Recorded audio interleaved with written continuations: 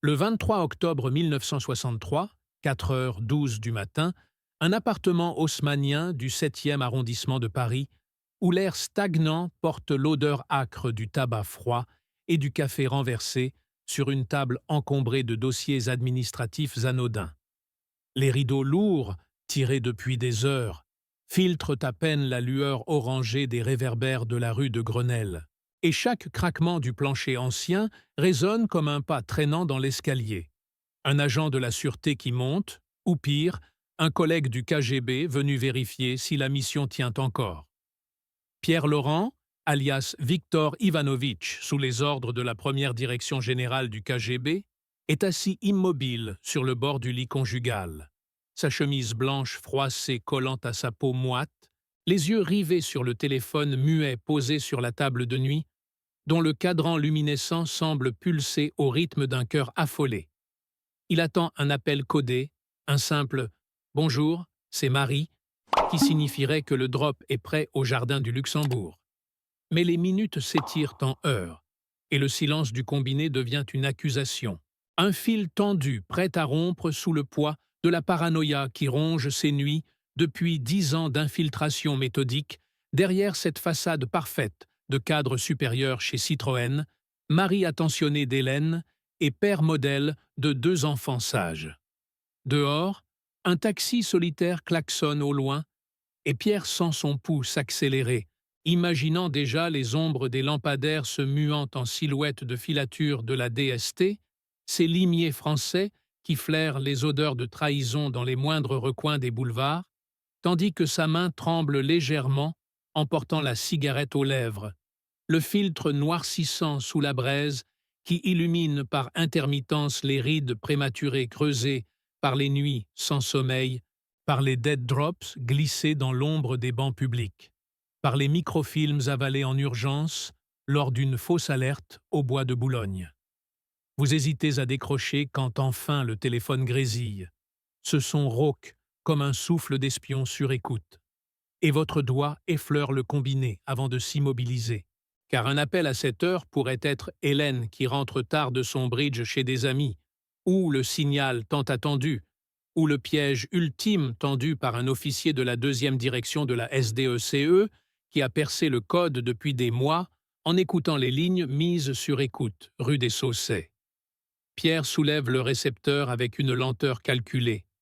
Le combiné froid contre son oreille moite, et une voix féminine, essoufflée, murmure. « Pierre, c'est Marie.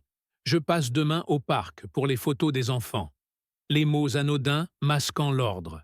Microfilm prêt sous la 3e lame du banc, près de la fontaine Médicis, à 14 heures précises, avec le signal de confirmation. Un journal Le Monde plié en triangle sur le genou. Il répond d'une voix feutrée. « Parfait. À demain. » Raccroche, et le clic du combiné résonne dans le vide de l'appartement endormi, où les enfants dorment à l'étage supérieur, leur respiration légère contrastant avec le bourdonnement incessant de la radio allumée en sourdine sur France Inter, diffusant des nouvelles lénifiantes sur Kennedy à Berlin pour couvrir tout bruit suspect. Il se lève, pieds nus sur le parquet froid qui gémit sous son poids, et s'approche de la fenêtre, écartant d'un doigt le rideau juste assez pour scruter la rue déserte. Une voiture noire stationnée au coin, phares éteints depuis 1 heure. Peut-être un livreur matinal ou un agent de la BRGE qui note les plaques d'immatriculation depuis des semaines, attendant que la façade craque. Pierre tire sur sa cigarette jusqu'au filtre brûlant ses doigts, expire la fumée en volute qui danse dans la pénombre et sent la pression monter.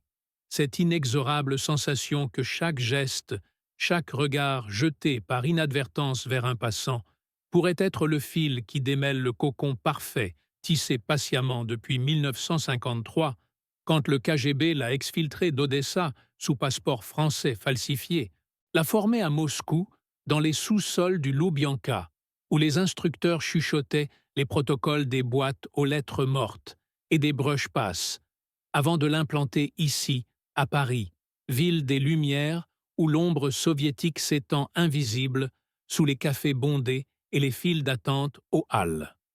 Le lendemain matin, 7h23.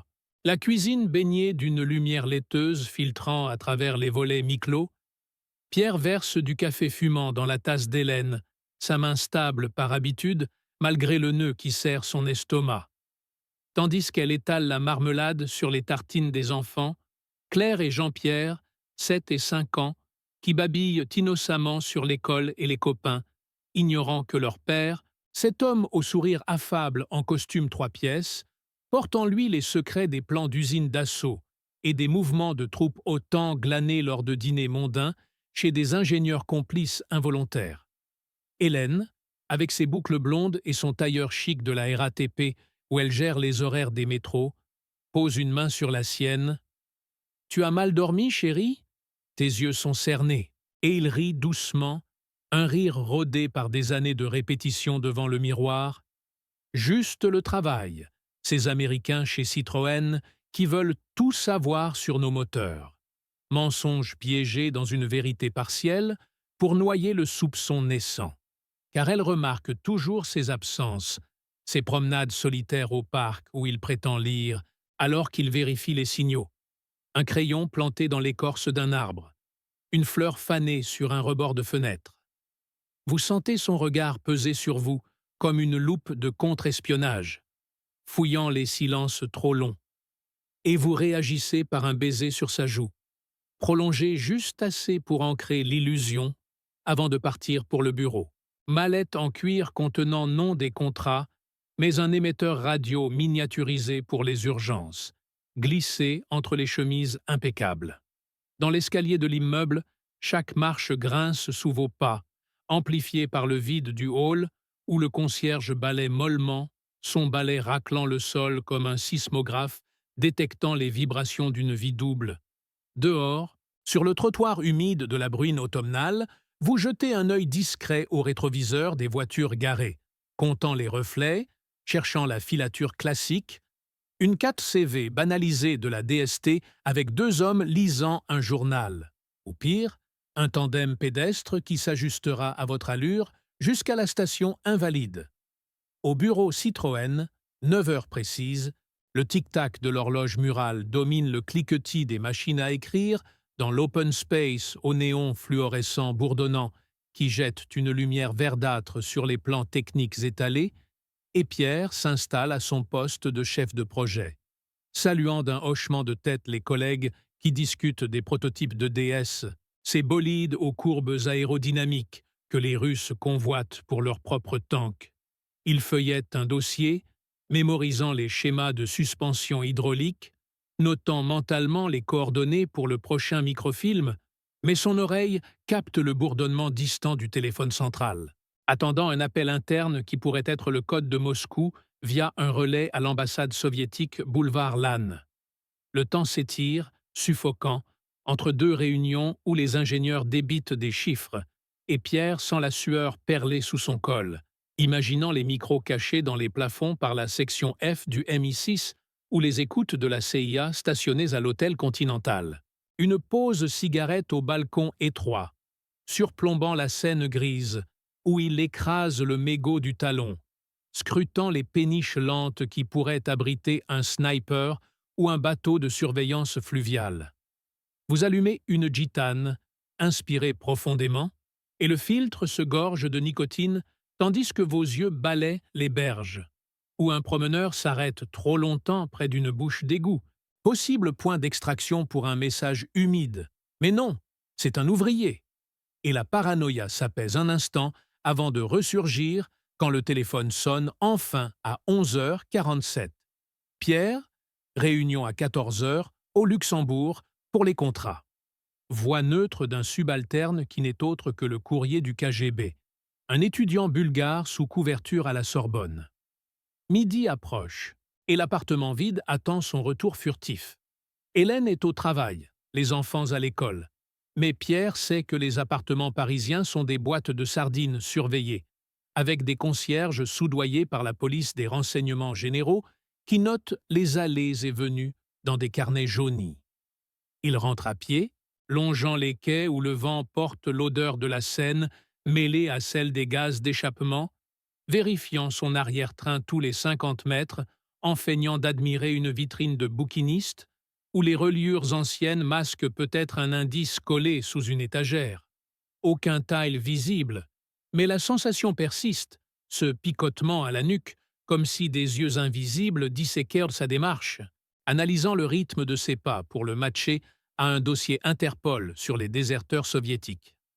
À 13h45, jardin du Luxembourg, sous un ciel plombé qui assombrit les allées de gravier craquant sous les semelles, Pierre s'assied sur le banc usé, près de la fontaine Médicis, le monde plié en triangle sur le genou comme signal, et attend, les minutes s'épaississant en une éternité où chaque pigeon picorant le sol pourrait être un messager avorté. Chaque nourrice poussant un landau, une observatrice de la préfecture de police. Le froid automnal s'insinue sous son pardessus, et il allume une cigarette, la fumée se mêlant au brouillard montant des bassins, tirant jusqu'au filtre qui râpe sa langue, tandis que son regard scrute les passants. Un vieux en imperméable qui s'attarde, un couple d'amoureux trop proches du banc. Enfin, à 14h02, une femme en manteau rouge frôle le banc, en ramassant une feuille morte, sa main effleurant la lame du bois où le microfilm est glissé, enveloppé de cellophane contre l'humidité, contenant les bleus des réacteurs Mystère IVA volés lors d'un pot chez Sud Aviation. Le brush passe est fluide, invisible aux yeux des surveillants potentiels tapis derrière les statues de reines oubliées, et Pierre se lève, cœur battant, pliant son journal pour confirmer la réception, puis s'éloigne vers l'observatoire où il jettera le Monde dans une poubelle prévue, marquant le succès du drop. Mais la nuit suivante, 1h19, le téléphone sonne à nouveau dans l'appartement sombre. Et cette fois, la voix est sèche, moscovite, malgré l'accent parisien forcé. Victor, complications, aborter les routines. Safe house compromise au marais. Et Pierre sent le sol se dérober, car la safe house de la rue des Francs-Bourgeois, ce grenier aux poutres noircies où il développait les microfilms sous lampe rouge, a été perquisitionné discrètement la veille par la DST après un tuyau anonyme. Peut-être un voisin qui a vu trop de lumière tardive, ou un agent double dans les rangs du KGB infiltré par le centre à l'anglais. Il raccroche, main tremblante, et arpente la chambre aux murs tapissés de papier peint fleuri qui semble se refermer, oppressant, tandis qu'Hélène dort paisiblement à ses côtés, sa respiration régulière, un reproche muet à la vie qu'il lui a volée. Dehors, la pluie martèle les carreaux, et il imagine les voitures banalisées bloquant les sorties, les talkies-walkies crachotant des ordres en argot policier. Cible en vue, on serre. Les jours suivants s'étirent en routine paranoïaque amplifiée. Au bureau, il évite les regards trop insistants du nouveau comptable, un petit homme chauve aux lunettes rondes qui note tout dans un calepin, possible taupe de la BRH. Les promenades deviennent des slaloms d'urbain, changeant de métro à Châtelet-Les-Halles pour semer une ombre persistante, une 2CV grise qui réapparaît au feu de d'Enfer Rochereau. Vous marchez vite sous la pluie fine, col relevé, jetant des coups d'œil au reflet des flaques, sentant le poids d'un revolver non chargé dans la doublure de votre manteau. Blague macabre du formateur KGB pour tester les nerfs. Et chaque arrêt à un café devient une épreuve, commandant un demi sans sucre pour observer la salle au miroir embué où les habitués lisent Paris-Presse en silence, leurs yeux glissant sur vous comme des scanners. Semaines passent en ce lent supplice où chaque courrier apporte une lettre anodine d'un cousin à Lyon masquant un message à l'encre sympathique révélant de nouveaux protocoles. Passez au canal de l'Ourcq pour exfiltration si signal feu d'artifice. Mais Pierre doute, car les signaux se multiplient sans confirmation, et la paranoïa s'infiltre dans les repas familiaux, où Hélène commente un article sur Blake le traître britannique, et il rit jaune. Ces Anglais, toujours à conspirer, masquant le frisson glacé qui lui parcourt l'échine. Une nuit, 3h33, réveillé par un bruit infime, une porte qui claque en bas. Il se poste à la fenêtre, et là, Sous l'averse, deux silhouettes en trench coat s'attardent près de sa Simca garée, l'une braquant une lampe torche discrète sur la plaque, l'autre notant dans un carnet « DST » à n'en pas douter, car les Stasi allemands opèrent plus grossièrement, et les Américains depuis Orly. Ils reculent, cœur cognant, et passent la nuit à démonter l'émetteur radio pièce par pièce, les doigts fébriles sous la lampe de bureau dont le abat-jour vert jette des ombres sinistres sur les câbles torsadés, imaginant les ondes hertziennes captées par les antennes du fort de Vincennes. Le matin, départ pour le travail avec un baiser prolongé à Hélène, qui fronce les sourcils. « Tu es pâle, Pierre. Va voir un médecin. » Et il acquiesce, mais au lieu du bureau, il oblique vers Montparnasse, vers un nouveau dead drop sous un pont du métro aérien, où il glisse un message d'urgence. Filature confirmée, extraction immédiate. Enveloppé dans du plastique huilé contre la crasse des rails. Pourtant, l'extraction avorte. Le rendez-vous au café de la gare de l'Est, 22 heures, avec un diplomate soviétique sous couverture commerciale, tourne au cauchemar quand Pierre arrive, trempé, et trouve la table vide, le cendrier intact, signal d'annulation. Il attend 1 heure, commandant café sur café, les soucoupes s'empilant comme des disques d'avertissement, tandis que le patron essuie le zinc en jetant des regards obliques. Et dehors, les trains grondent en entrant en gare, masquant peut-être l'approche d'une équipe d'intervention. Vous sentez le temps se dilater, chaque tic-tac de la pendule murale, un coup de marteau sur vos nerfs, la fumée de votre énième gitane emplissant vos poumons jusqu'à la nausée, et quand vous sortez enfin, la nuit parisienne semble hérissée de danger. Un taxi qui ralentit trop, un clochard qui marmonne en vous fixant. Retour à pied, rue déserte de la rue du Faubourg Saint-Denis, où chaque porche abrite une menace, et au coin de la rue, une 403 noire avec des antennes radio discrètes, phares éteints.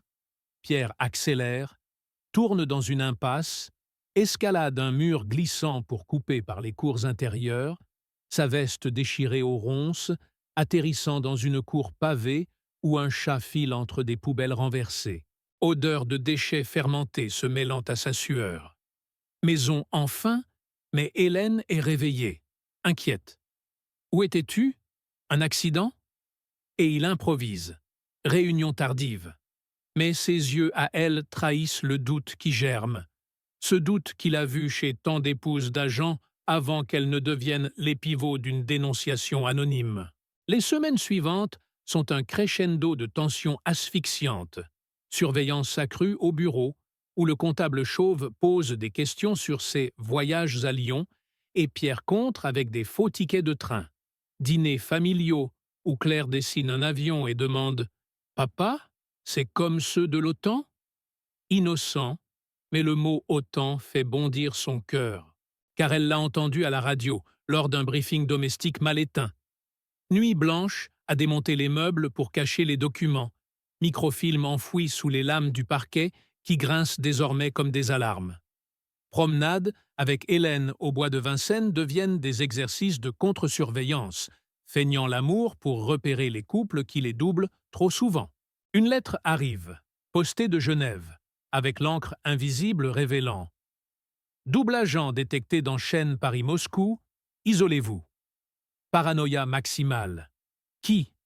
Le courrier bulgare ? Hélène, recrutée sans le savoir ? Il commence à la suivre, ombre dans le métro bondé, observant ses trajets à la RATP où elle pourrait être approchée par un officier de la CIA cherchant des faiblesses familiales. Vous la voyez rire avec un collègue, et le doute s'installe, venimeux, transformant l'amour en suspicion, chaque baiser en test de loyauté. Le 15 décembre 1963, 22h56, porte close de l'appartement, Pierre encode un dernier message sur l'émetteur, les touches du morse cliquetant dans le silence comme des coups de feu lointains. Onde courte filant vers une station relais en Tchécoslovaquie. Mais au milieu de la transmission, un bruit sec. La porte d'entrée forcée, éclat de bois volant, et 5 hommes en civil déboulent, armes au poing. « Police ! Ne bougez pas ! Un signe DST scintillant sous la lampe du hall. Hélène hurle depuis la chambre. Les enfants pleurent réveillés, et Pierre est plaqué au sol, menottes mordant ses poignets, tandis qu'un inspecteur fouille méthodiquement, arrachant le parquet pour en tirer les rouleaux de microfilm jaunis, plans chiffonnés de Mirage 3 et rapports sur les bases de Cazot. On l'embarque dans un fourgon noir qui cahote vers la rue des Saussets. Hélène, éplorée sur le trottoir, voisine en robe de chambre appelant la presse. Dans le fourgon, ballotté sur le banc dur, il sent l'odeur de tabac froid et de peur rance des détenus précédents, les gyrophares bleus striant la nuit parisienne comme des lames. La salle d'interrogatoire, sous-sol humide du 11 rue des Saussets, 1h23 du matin, néon nu bourdonnant au plafond bas qui goûte d'infiltration, table en métal rivée au sol tachée de café et de sueur. 2 officiers de la DST, l'un maigre au cigare éteint, l'autre trapu aux ongles rongés, le bombardant de questions monocordes. Qui est Victor? Les contacts à l'ambassade? Les drops au Luxembourg? Et Pierre nie d'abord, voix calme forgée par 10 ans d'entraînement. Mais le silence s'étire. Heures interminables où ils fument en silence, laissant le tic-tac d'une montre invisible ronger son esprit, lui servant du café tiède dans un gobelet graisseux, attendant que la fatigue craque la façade. Vous sentez les murs se resserrer, l'air vicié chargé d'odeurs de tabac et de désinfectant, et quand ils ressortent les photos, lui au banc du Luxembourg, figé par un téléobjectif, le doute s'insinue. Mais il tient, invoquant des coïncidences, jusqu'à ce qu'il projette des enregistrements de ses appels codés. Grésillement familier trahissant sa voix. Marie pour les photos. L'aube filtre par une grille haute, grise et sale. Et Pierre craque enfin, mots tombant comme des pierres. Nom de contact. Safe House. Le réseau parisien tissé depuis 1953. Il note, sans un mot, cigarette, se consumant jusqu'au filtre sur le cendrier débordant. Et dehors, on entend les pas lourds des gardiens dans le couloir carrelé qui résonnent comme un tombeau. Les jours se fondent en semaines d'isolement, cellules aux murs écaillés, où la lumière ne pénètre qu'1 heure par jour, plateau repas glissé par une trappe avec du pain dur et du fromage rance, et Pierre rumine, le regard fixe sur les rayures du sol gravées par d'autres traîtres, König, les réseaux allemands, imaginant Hélène interrogée à l'étage, les enfants placés chez une tante, leur vie idéale pulvérisée en un flash de gyrophare. Visite sporadique des officiers, apportant des transcriptions de ses aveux renvoyés à la CIA via les canaux OTAN, et il signe encore et encore, sentant le moral soviétique s'effriter sous le poids de la trahison inévitable. Qui l'a vendu? Un officier jaloux au Loubianka? Hélène, pressée par les promesses d'immunité? Le silence de la cellule devient un océan, où chaque goutte au plafond compte les secondes jusqu'au procès. L'expulsion vers l'Est ou pire. Le deal avec les Américains pour un nouveau nom, une nouvelle façade. Dehors, Paris continue, cafés animés, enfants courant au Luxembourg. Mais pour Pierre Laurent, alias Victor, la vie s'arrête dans ce bourdonnement perpétuel de néons, ombre longue d'une mission soviétique parfaite qui s'effondre en poussière grise, laissant un vide hanté par les échos de cigarettes consumées, de téléphones muets, de regards volés dans les miroirs des vitrines parisiennes. Après l'interrogatoire final, 17 janvier 1964, 6h47 du matin, menottes aux poignets, Pierre est extrait dans la cour pavée de la préfecture. Air glacé piquant ses joues non rasées, fourgon blindé l'emportant vers Fresnes sous escorte de motards hurlant sirène. Et en passant devant son immeuble du 7e, il aperçoit Hélène au balcon, silhouette frêle enveloppée d'un châle, yeux rougis fixés sur le véhicule qui file, ignorant si c'est un adieu ou le début d'une filature pour elle-même. La cellule de transit, odeur de moisi et d'urine, matelas puceux sur chalis superposés, où ils partagent l'espace avec un voleur à la tire qui ronfle, et les nuits s'étirent en veilles infinies, comptant les rondes du gardien, ses clés cliquetant comme des chaînes, repensant aux signaux manqués, au drop fatal où une caméra cachée dans les buissons du parc avait tout capturé.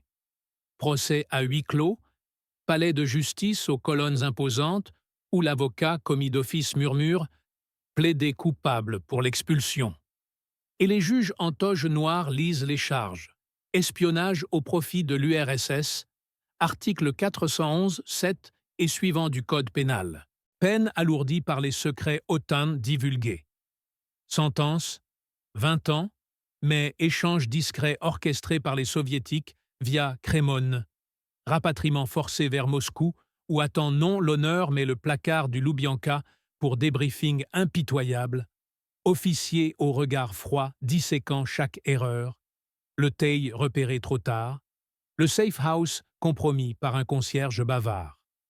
À Moscou, février 1964, aéroport de Vnukovo sous neige lourde, accueil glacial par un colonel du KGB au visage couturé, convoi blindé filant vers la Loubianka, dont les murs jaunes suintent l'histoire de purge, et la cellule d'isolement, béton nu éclairé d'une ampoule solitaire, où les interrogatoires reprennent, inversés.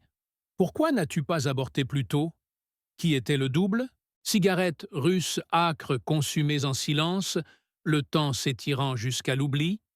Pierre, redevenu Victor, sentant l'idéal familial s'évaporer.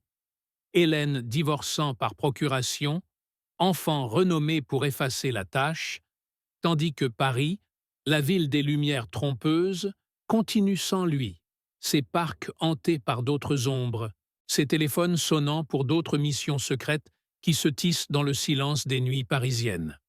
La paranoïa ne s'arrête pas à l'arrestation. Elle s'éternise dans les rêves, où chaque coup à la porte recommence, chaque cigarette brûle jusqu'à l'os, et l'écho des escaliers haussmanniens résonne à jamais dans le vide d'une vie parfaite devenue cendre.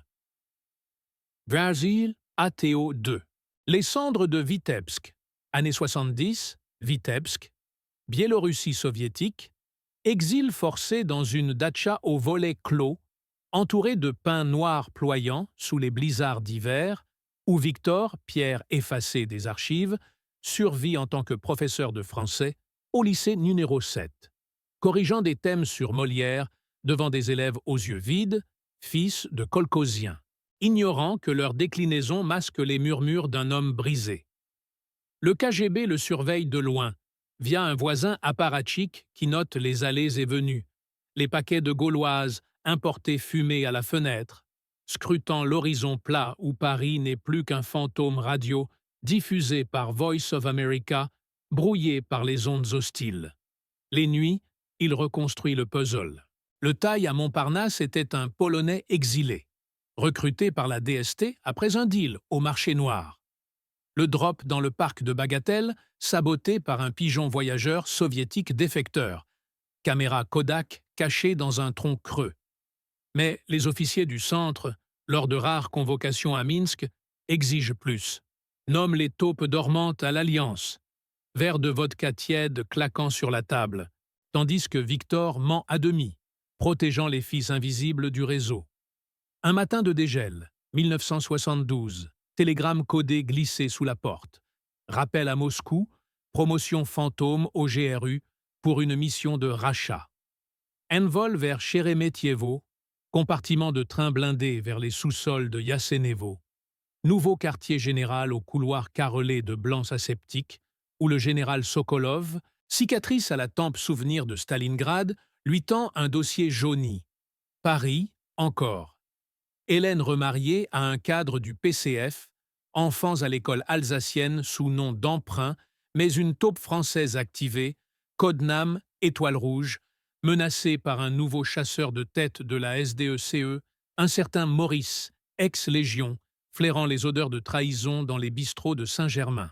Infiltre via le FILS, 18 ans, étudiante à la Sorbonne, vulnérable aux sirènes gauchistes. Ordonne Sokolov, billet d'Aviaflo pour Orly, sous passeport diplomatique belge. Débarquement incognito, hôtel Lutetia, suite au rideau lourd, où Victor, alias Pierre Duval, importateur de vin bordelais, observe la ville inchangée, Haussmann intacte mais souillée par les néons des go-go bars, les manifs anti-guerre du Vietnam crachant leurs slogans sous la pluie. Contact avec le fils, café de Flore Bondé. Tu ressembles à quelqu'un que j'ai connu. Lâche l'adolescent aux cheveux longs, yeux verts d'Hélène, ignorant le sang partagé.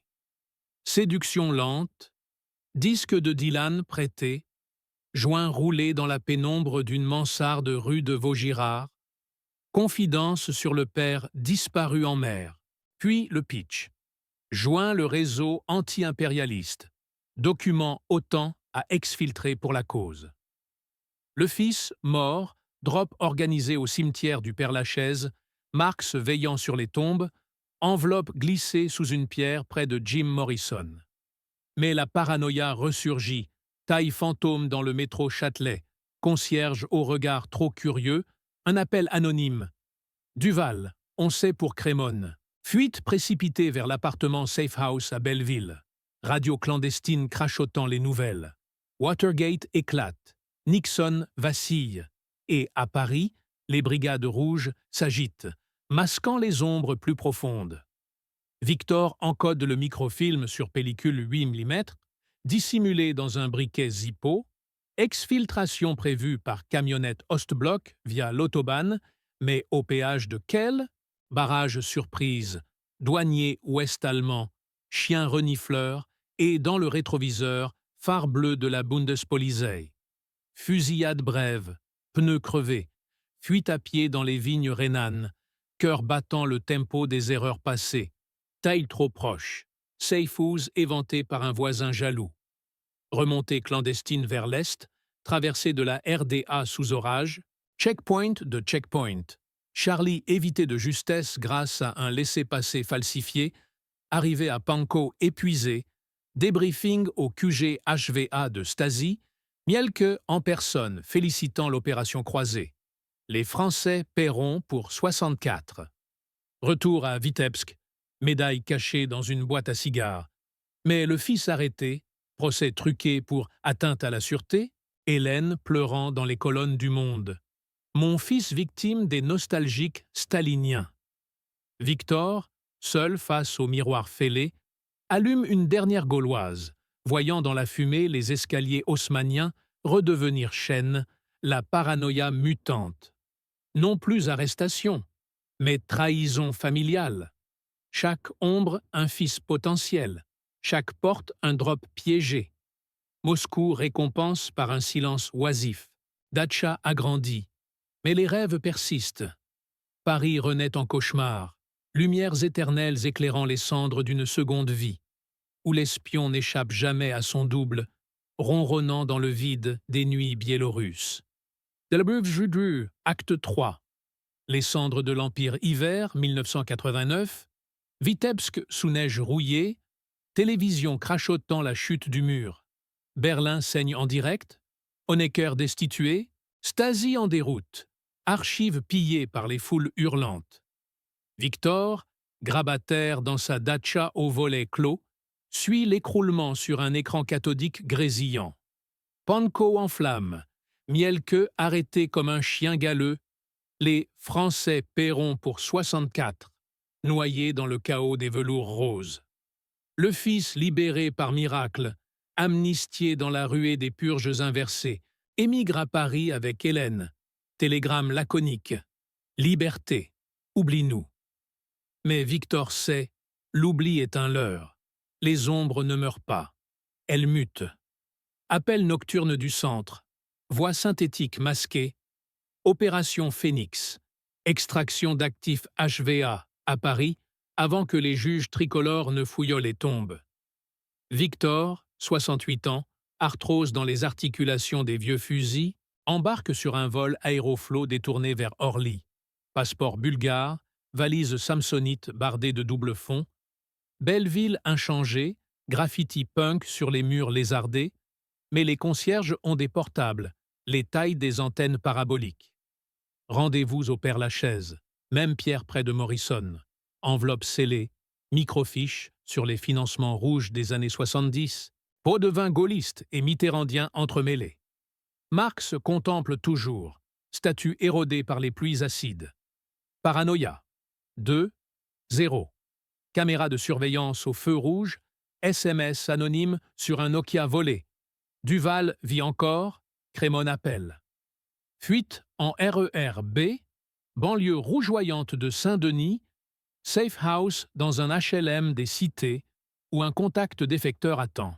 Ex-brigade rouge recyclée en consultant pour le Figaro, cheveux teints, accent piémontais. Échange tendu. Pellicule contre billet pour l'Amérique, mais trahison. L'homme dégaine un Beretta 92, murmure « Pour 64, salaud ». Fusillade étouffée par les klaxons des banlieues, Victor blesse l'ombre au genou, s'enfuit boitant vers la Seine, sang goûtant sur les pavés humides. Traversée en Zodiac sous Pont-Neuf, nuit d'encre, phare des vedettes fluviales balayant l'eau noire. Arrivé à l'aéroport du Bourget, avion cargo Yak 40 prêt pour Minsk, mais contrôle douanier, Hélène au guichet, yeux de Gorgone, flanquée par 2 flics de la DST. Papa, ou Victor, ou Duval, fin de partie. Le fils derrière, en civil, badge Interpol discret. Procès express à Fresnes. Espionnage. Assassinats collatéraux. Crémone comme chef-d'œuvre maudit. Mais twist final. Marché. Témoigner contre les archives Stasi restantes, en échange d'une cellule dorée en Suisse. Exfiltration ratée. Victor avale sa pilule cyanure dans la salle d'interrogatoire. Saveur d'amande amère. Dernière vision. Escalier haussmannien en boucle infinie. Paris éternel. Jim Morrison chantant dans le vent du cimetière. Biélorussie orpheline. Datcha vendu à des oligarques. Fils héritier d'un fantôme. L'espion n'échappe jamais. Il se dissout, fumée de gauloise dans l'air du temps, où les empires tombent, mais les doubles persistent, ronronnant dans les silences post-communistes. Fin.